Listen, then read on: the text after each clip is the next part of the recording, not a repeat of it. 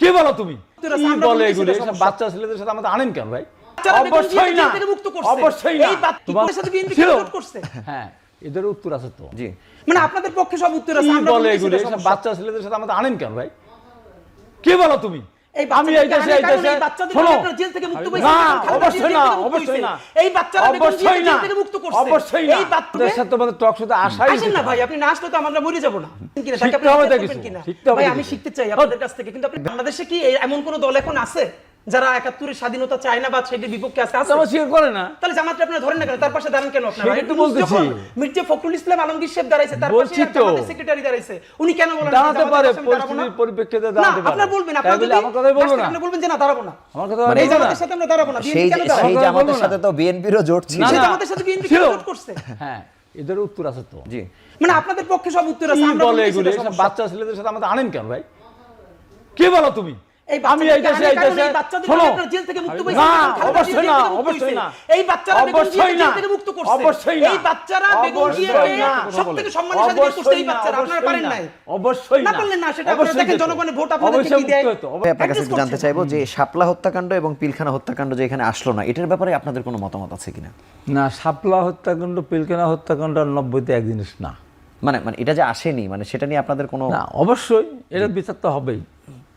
শাপলা চত্বরে হত্যাকাণ্ডেরও বিচার হবে, পিলখানারও বিচার হবে। কিন্তু এটা ঘোষণাপত্রে আসার মতো গুরুত্বপূর্ণ মনে হয়নি। গুরুত্বপূর্ণ কেন হবে না? গুরুত্বপূর্ণ তো হওয়া উচিতই ছিল। তারপর এটা হবে। এই কতগুলো জিনিস আছে, লিখলেই গুরুত্বপূর্ণ হলো না। তাহলে একই কথা ৭ই নভেম্বরও রাখা দরকার ছিল না, ৯০ও রাখা দরকার ছিল না, ৭১ থেকে চলে আসতাম না। ৭ই নভেম্বর একটা প্রেক্ষাপট, ৯০ একটা প্রেক্ষাপট, ২৪ একটা প্রেক্ষাপট, ৭১ একটা প্রেক্ষাপট, ৫২ একটা প্রেক্ষাপট। ৪৭টা কেন নাই? ৪৭টা তো আমাদের ব্রিটিশ বিরোধী আন্দোলনের একটা সমৃদ্ধ ফসল ওইটা। আর এই যে পিলখানা হত্যাকাণ্ড, এটা একটা আমাদের সশস্ত্র বাহিনীর মধ্যে একটা ষড়যন্ত্রের মধ্য দিয়ে একটা ঘটনা ঘটেছে। শাপলা চত্বর, ওটা যদি শাপলা চত্বরের ৪ এপ্রিল তারা চলে গিয়েছিল, তখন আমি জেলে ছিলাম। ৫ই মে যখন তারা ৪ জায়গায় অবস্থান নিল, তারপর হঠাৎ করে দেখলাম তারা এখানে চলে আসে। কিন্তু এটা না থাকার কারণে ওখান থেকে ওইটা তো রাজনৈতিক বিচারের গুরুত্ব অনুযায়ী বিচার তো হবেই। বিচারের গুরুত্ব ঠিক আছে, কিন্তু এটা রাজনৈতিক যদি ৯ বছর আন্দোলন সংগ্রামের ফসল হলো না। ৯ বছর আন্দোলনে যত মানুষ জীবন দিছে, তার থেকে অগণিত বেশি মানুষ শাপলায় জীবন দিছে না, পিলখানায় দিছে না, এবং তার চেয়েও বেশি কি ২৪-এ দিছে না?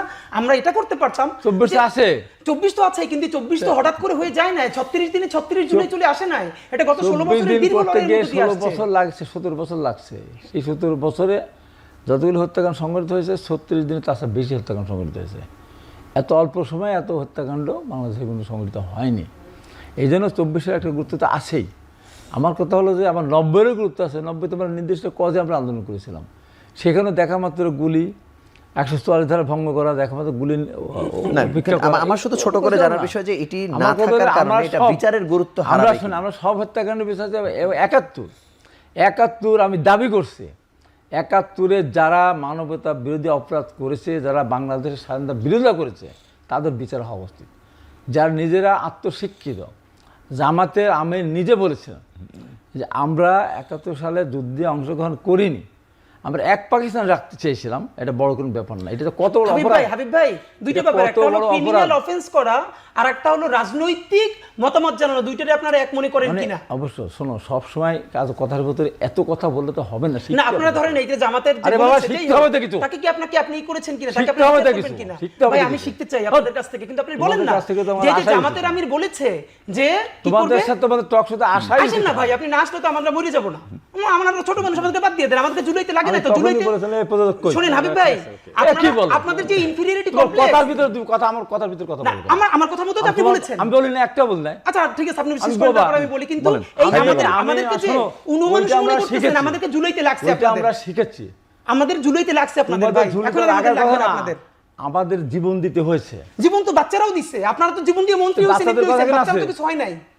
জীবন তো সাপ্লাই দিছে, পিলখানায় দিছে, সেগুলো জীবন মনে হয় না আপনাদের কাছে। এইটাই দুঃখ আমাদের। এগুলি তাহলে আপনি বলেন, আপনার ৪৭-কে কেন রাখলেন না? আপনার প্রতিবাদ কেন জানান না? জামাত কেন প্রতিবাদ জানায় না? এখানে শোনো, কথার ভিতর তোমার কথা বলো, ১০০ বার বলো। কথার ভিতরে আমি তোমার একটা সিনিয়র মানুষ, তুমি আমার সাথে তর্কে জড়াই যাচ্ছ। না ভাই তর্ক না, আপনারা তোমার যখন কথা তুমি আবার তো কথা বলছো। 90 এর মতো আমাদের আবার 90, হ্যাঁ। 47 আপনারা 90 একটা বলতেছেন ব্যাপার, না। 90 একটা তাহলে ব্যাপার। শাপলা একটা ব্যাপার না ভাই, এটা বলেন। সাবলা বলে দেন অস্বীকার না। করছে, তাহলে সেটা ঘোষণাপত্রে নাই কেন? অস্বীকার জামাত করেনি, কেন সেটার আমি বিপরীত অস্বীকার বলছে করিনি। না? আমার তোমার 71 কথা বলে তোমার লাগলো কেন? তাহলে না, কার লাগলো? তোমার আমি কখন লাগাইলাম? এই যে লাগলে, আমি বলেছি আমি আপনারা বললাম যে criminal offense। 71 সালে মানবতা বিরোধী অপরাধ যারা করেছে, হ্যাঁ।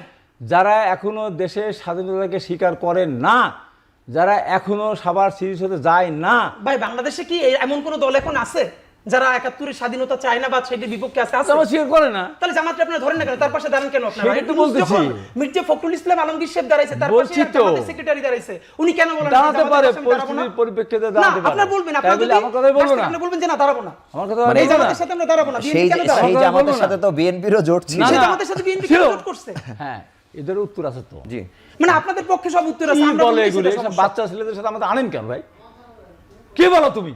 এই আমি এই দেশে, এই দেশে শোনো, জেল থেকে মুক্ত না, অবশ্যই না, অবশ্যই না।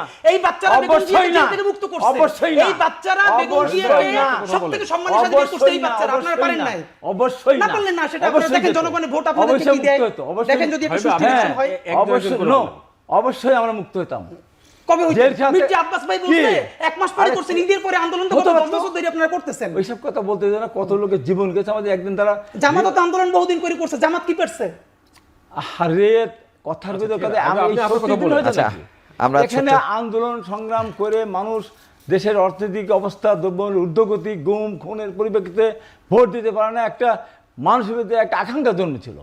তার পরিপ্রেক্ষিতে যখন বৈষম্য বিরোধী আন্দোলন যখন শুরু হয়েছে, সত্য কথা বলতে আমরা তো আমাদের ছেলেরা, ছাত্ররা আমাদের পরীক্ষা দিতে পারে ভাই, না, আমরা- আমরা- মেরেছে। তারপর তো আমাদের ছেলে তো অন্য কোনো সংগঠন লুকায় নাই। ভাই আমাদের বিরতি সান্ডে তো সময় করেনি। হয়েছে, আমরা